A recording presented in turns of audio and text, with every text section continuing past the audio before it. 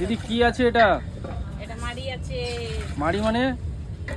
এটা খায় অল্প নাশা হবে, তারপরে লাভ হয় খেলে, গরমির দিলে খেলে লু মারবে না। আচ্ছা, কত দাম নাও? আর খিদা পেটে লোক খেলে ভুক লাগবে না।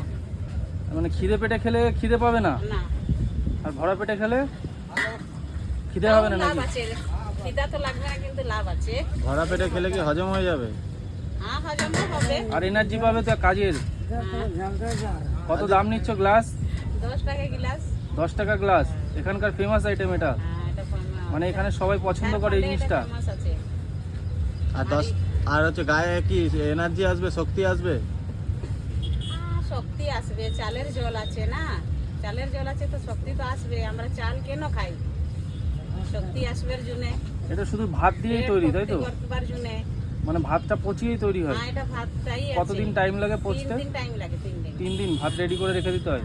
ঠান্ডা দিনে 5 দিন টাইম লাগবে, আর গরমের দিনে 3 দিন লাগবে। কি চাল ইউজ করা হয়?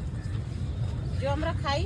মানে নরমালি যে কোনো চাল দিয়ে বানানো যায়? হ্যাঁ, হ্যাঁ, যে আমরা খাই। মানে এর কোনো স্পেশাল চাল টাল নেই? খাই না, সেই আচ্ছা। চালটাই আছে।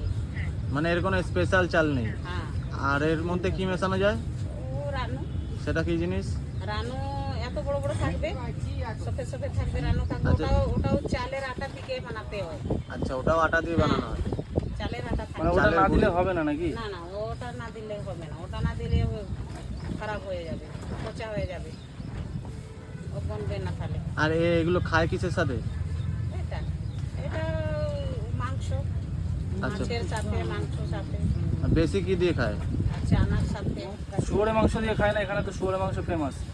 আর শুয়োর মাংস, মুরগির মাংস, মাছ, চানা। আচ্ছা, তো তুমি কতদিন ধরে এই মার্কেটে এরকম বেচছো? অনেক দিন হয়ে গেছে, তাও 10-12 বছর হয়ে গেছে।